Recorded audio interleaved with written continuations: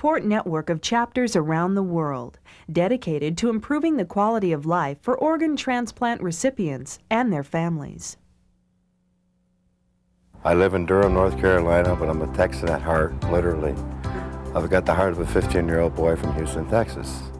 I am the recipient of a kidney from my sister Sally, who is also at this convention. If I hadn't had a transplantation, I wouldn't have seen two granddaughters that have been born since then, so I really feel great. He was one of the smallest recipients, transplant candidates that they had ever done. He was only about 8.5 pounds when he was transplanted. I had a transplant, a liver transplant, March 17, 1988, 4 years, 6 months, and 1 day. Who's counting?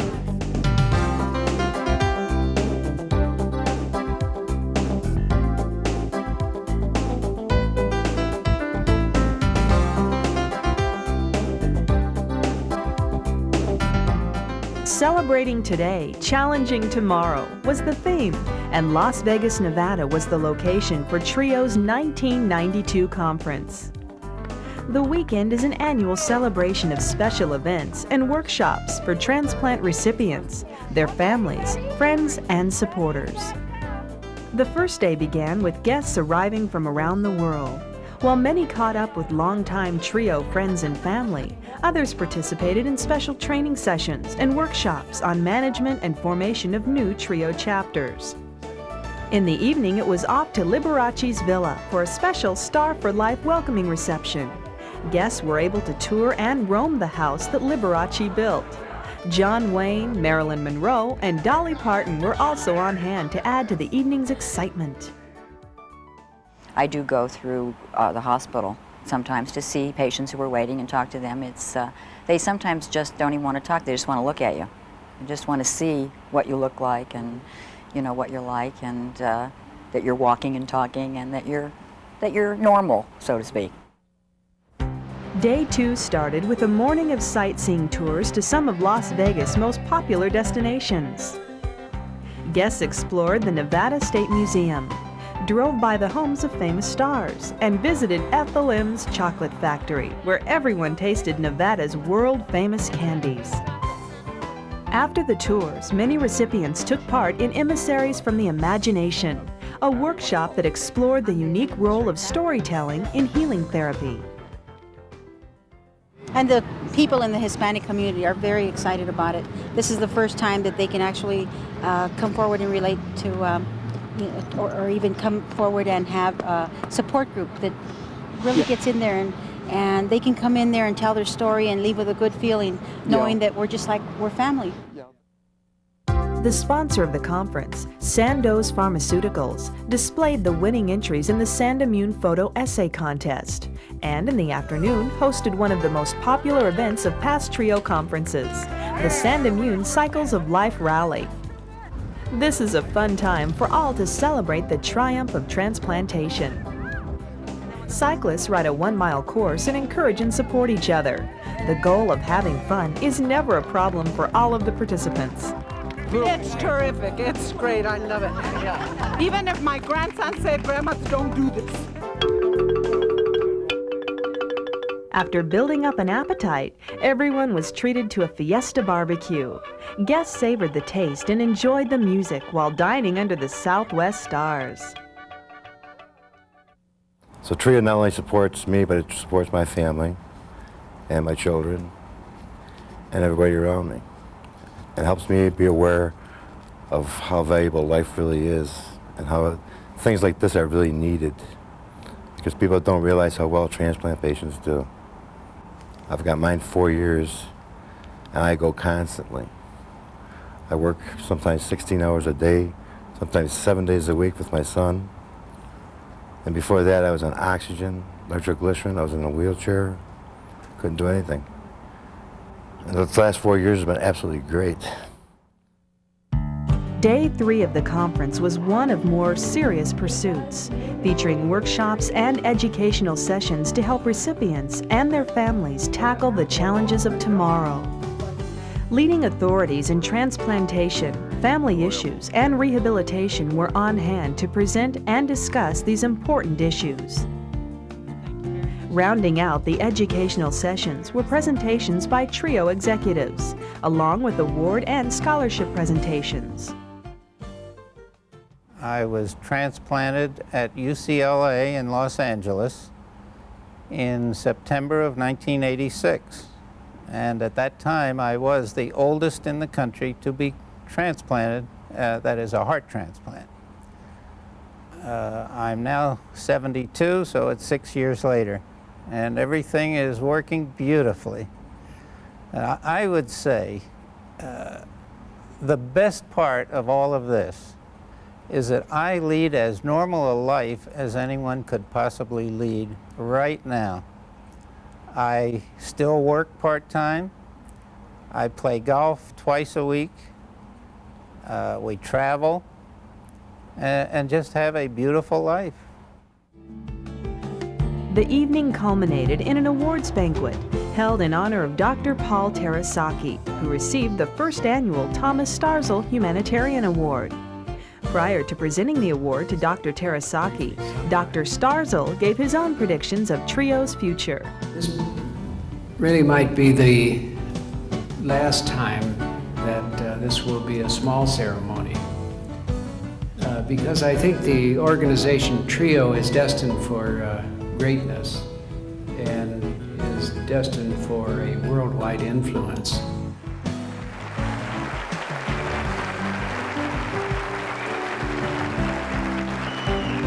Now that they have shown the world that this is a successful procedure, we believe that it's time to pass the torch from the surgeons, from the medical people around, to the patients who have been beneficiaries of this procedure. And we hope that TRIO would be willing to accept that challenge. Joyce Willett, a liver transplant recipient, shared her inspirational words. Organ donation and transplantation is a wondrous tapestry woven together by humankind's most noble instincts, and each of us is a vital thread in that inspired fabric. The Tree of Life ceremony ended the emotional evening. Trees were decorated with items that symbolized the vibrant lives of transplant recipients and honored the generosity of organ donors. And I'm sure as each of you approach that tree, you are well aware that there is indeed an angel on your shoulder.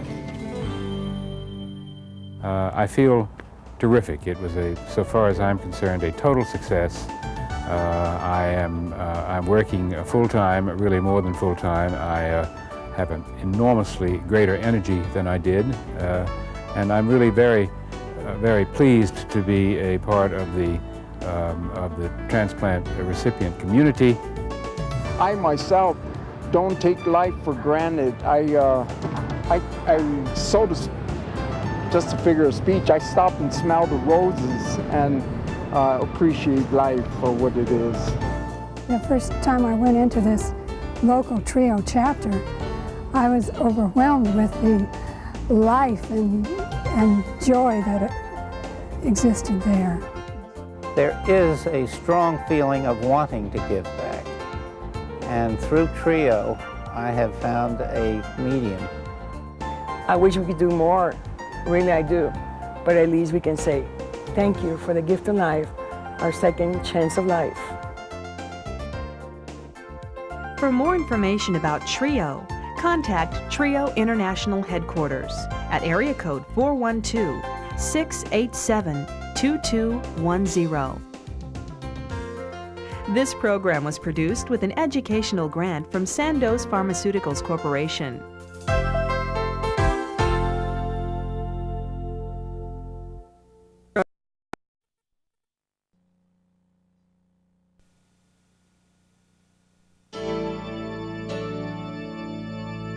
Transplant Recipients International Organization is a support network of chapters around the world dedicated to improving the quality of life for organ transplant recipients and their families.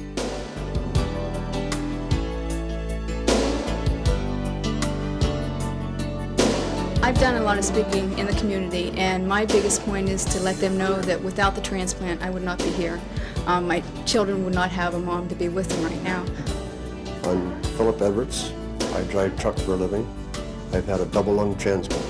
I had a liver transplant, and I had 4 beautiful years of the gift of life. Before transplant, I only had about 3 months to live, and it's extended my life 6 more years. But anyway, what I'm really proud of is I just celebrated my 8th year with my kidney transplant, and I am just doing beautifully, and I'm very thankful. See the road before us, you know it's such a long way, but we are the lucky ones, it's a small price to pay. We find strength in each other, me and you, together we will see it through. My name is Gina Engredson. I'm from Fort Lauderdale, Florida, and I had a liver transplant 8 years ago. Yeah, my name is Ron Healy. I'm from Bayside, New York, and in 1986, October, I donated one of my kidneys to my daughter. Got a 35-year-old heart and a 58-year-old wife.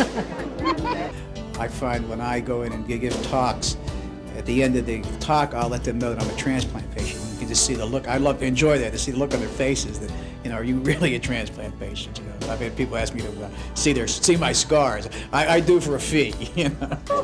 Donate the heart, you can donate bone marrow, you can donate even skin, kidneys, cornea, liver, heart, lungs.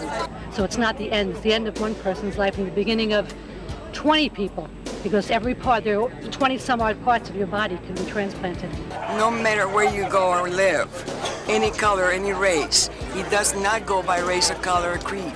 We need our organs to be able to save lives in this country now and all over the world. TRIO began in 1983 here in Pittsburgh, Pennsylvania. It was initiated by a recipient who got the idea when he was a candidate for a heart transplant. Brian had spent many years with coronary disease and was told finally that his only hope for survival was a transplant, and he was terrified at that fact. That was 1982. Transplants weren't that common. He was in his hospital bed at that time and said that he heard someone coming down the hall, and he heard the man whistling and joking with the nurses, and the person came into his room and said to him that he was a heart transplant recipient and that he made it and he knew Brian would. He felt that that was such a emotional time for him and such a powerful statement that was made that he wanted to see that continue and felt that other recipients would benefit from that process. Well, I know that when I had my transplant, I hadn't talked to anybody. I didn't know anybody that had a transplant, so there was a lot of things that I needed to know that I didn't know.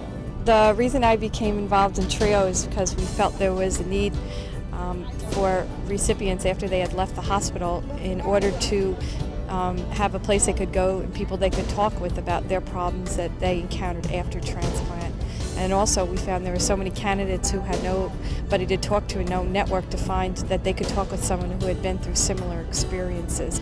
2 months after my transplant, I was in a Great Depression, and it wasn't until I had met a couple of patients who had been transplanted and were in great shape.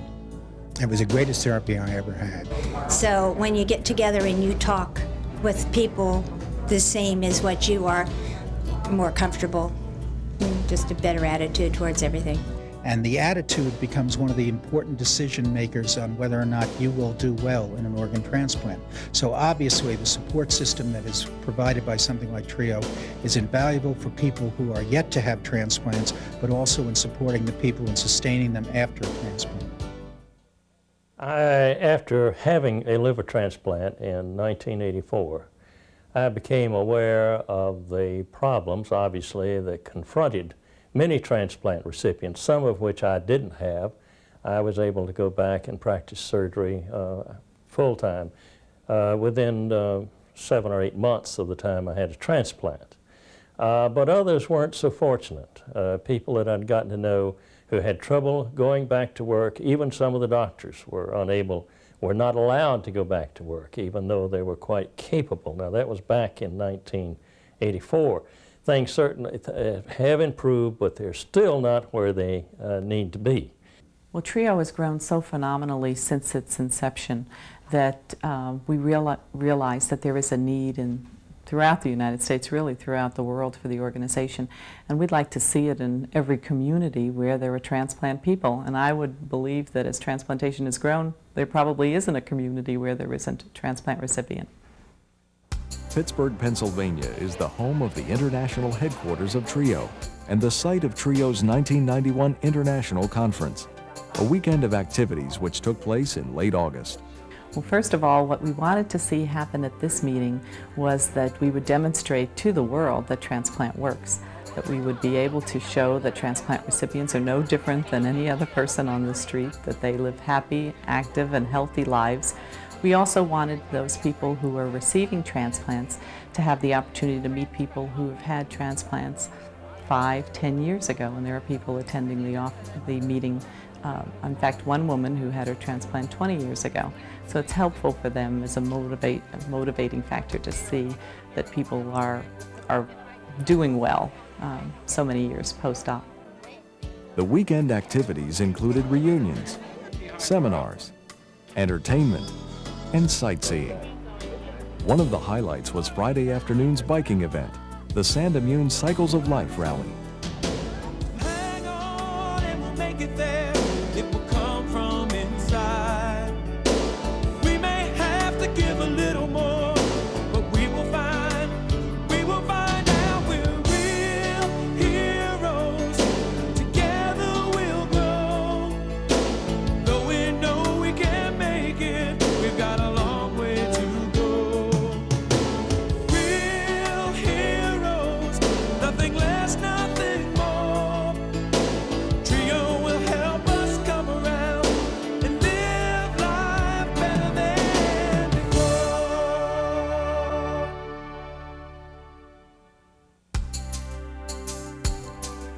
Saturday's agenda offered the meeting attendees additional opportunities for camaraderie, including a riverboat cruise and a tour of a well-known Pittsburgh attraction.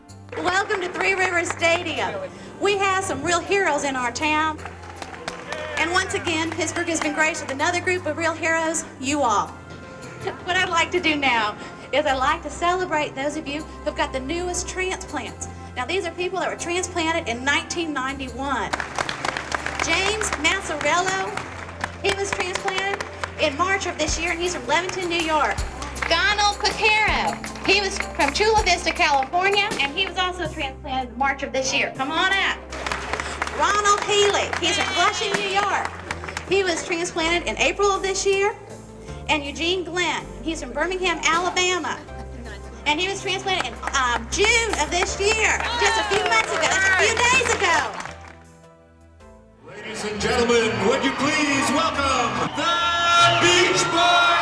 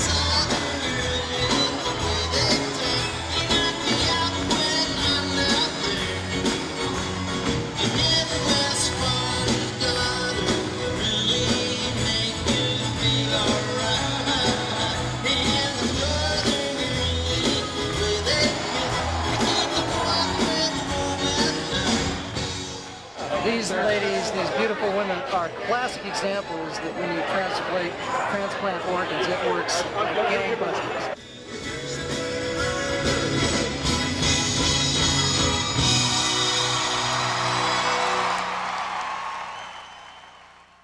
Let us pray.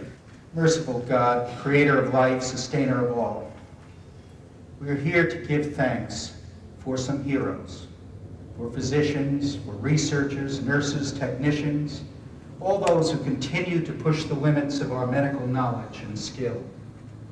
But especially we are here to give thanks for the heroes without whom there could be no conference, there could be no new discoveries.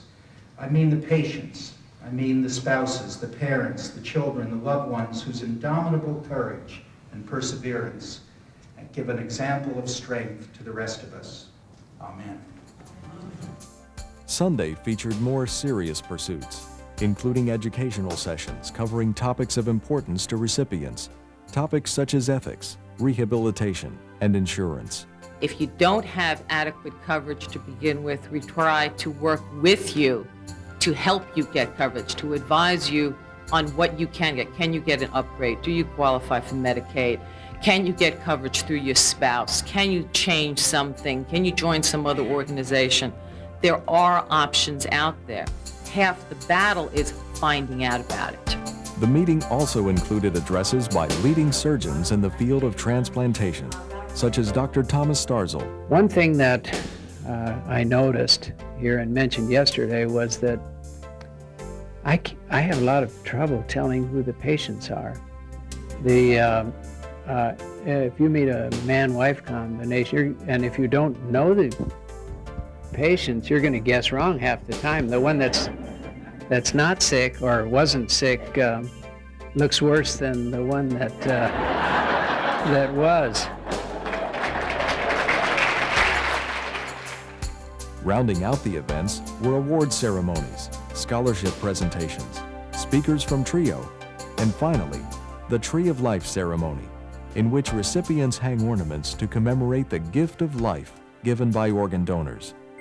Nothing that I could say could tell our donor families, could tell our physicians, could tell the world our appreciation more than the love that is reflected in each of your healthy, glowing faces. You are the words, and you are the music.